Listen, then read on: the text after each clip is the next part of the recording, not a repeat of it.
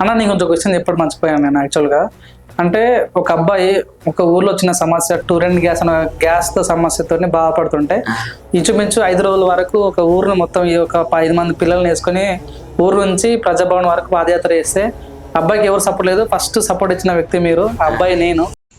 భారతదేశ ప్రధానమంత్రి నరేంద్ర మోడీ గారికి, అదేవిధంగా తెలంగాణ రాష్ట్ర ముఖ్యమంత్రి రేవంత్ రెడ్డి సార్ గారికి చేతులు జోడి నమస్కారం తెలియజేస్తున్నాను. తెలంగాణలోని సంగారెడ్డి జిల్లాలోని కోయిర్ మండలం మధ్య గ్రామంలో టూరెంట్ గ్యాస్ అనర్థరంగా అక్రమంగా చాలా ప్రజల మద్దతు లేకుండా 4 సంవత్సరాల నుంచి నిర్మించడం జరుగుతుంది.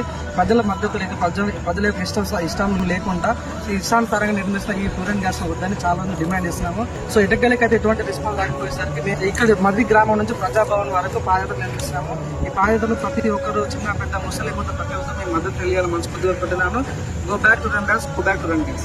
థ్యాంక్ యూ తమ్ముడు. మా ఊరు కోసం నేను పోరాడుతుంటే నాకు మీరు సపోర్ట్ ఇచ్చారన్న. ఆ రోజు అనుకున్నా ఈ వ్యక్తిని ఒకసారి కలవాలి అన్న ఫీలింగ్తో నాకు ఎప్పుడూ ఉండేది. ఆ రోజు నువ్వు మాకు సపోర్ట్ ఇవ్వడం వల్ల మేము మా ఊరికి కాపాడుకోగలిగాం. మీలాంటి వ్యక్తులు ఇట్లా నిజమైన రాజకీయ నాయకులు ఇట్లా ఉంటారని అనుకోలేదు. థ్యాంక్ యూ తమ్ముడు, థ్యాంక్ యూ సో మచ్. నువ్వు కూడా సమాజం గురించి ఆలోచించాలి, నువ్వు కూడా యువ దశలోనే పొలిటికల్ వైపు రాజకీయం వైపు అడుగులు వేయాలి. ఎందుకంటే నీలాంటి వాళ్ళు నాలాంటి వాళ్ళు మనలాంటి యువత దేశానికి చాలా అవసరం. ఎందుకంటే దేశ భవిష్యత్తు మన పైన ఆధారపడి